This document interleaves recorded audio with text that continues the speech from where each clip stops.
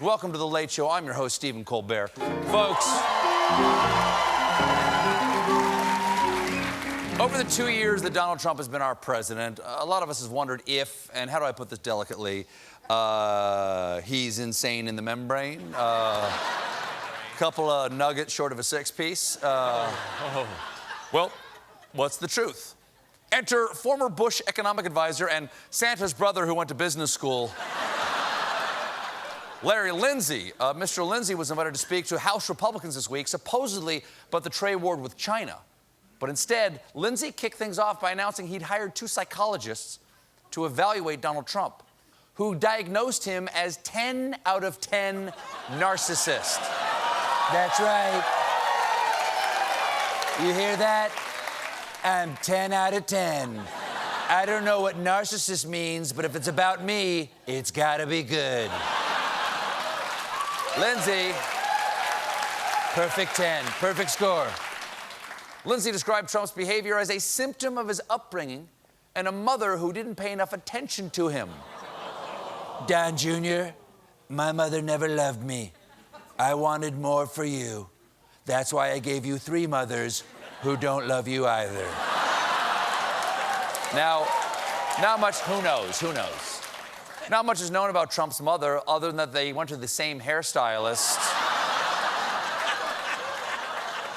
The president has described his mom as a demanding woman with a stern Presbyterian faith and a love of pageantry and showmanship.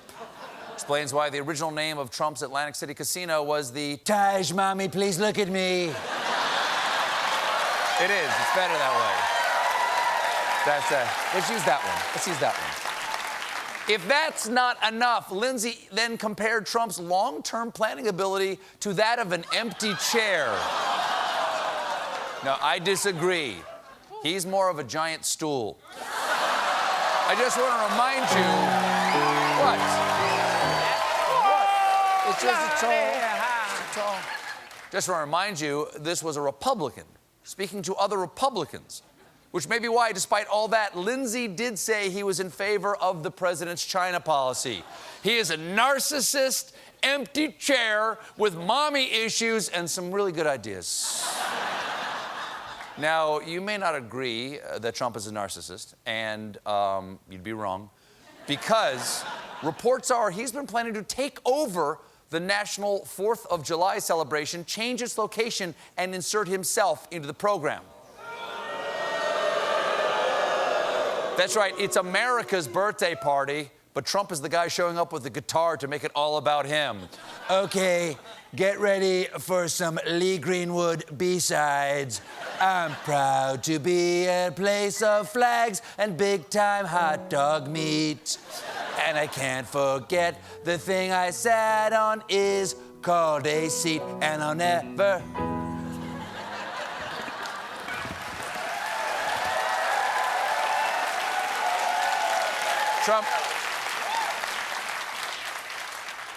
Trump warned us about this a few months back when he tweeted, "Hold the date. We will be having one of the biggest gatherings in the history of Washington, D.C.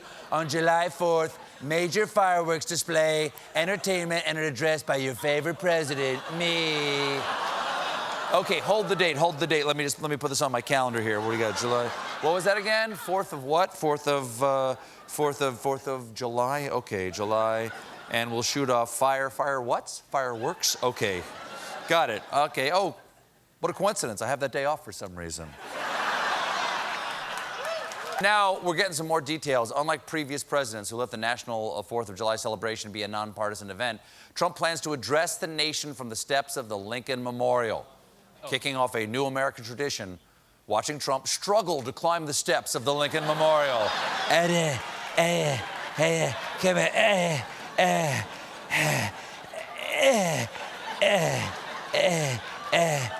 Oh, damn it. Oh.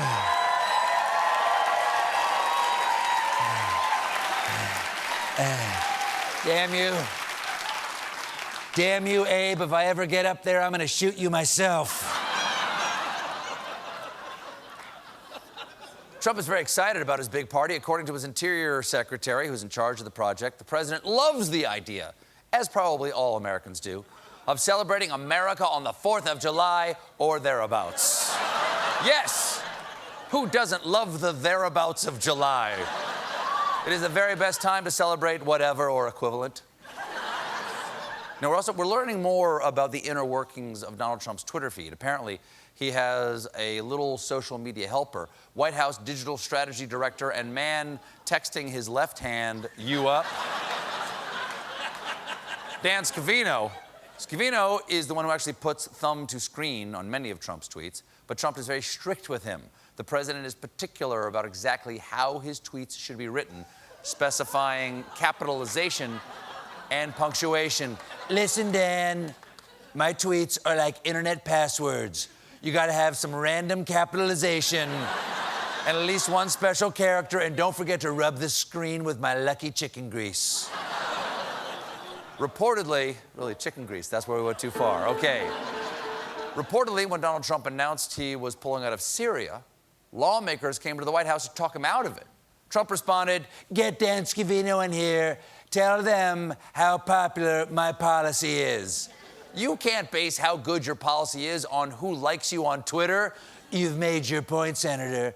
But you know who disagrees? @EagleBoner56. And may I point out, his avatar is me punching a manatee. So, we're bombing Tehran.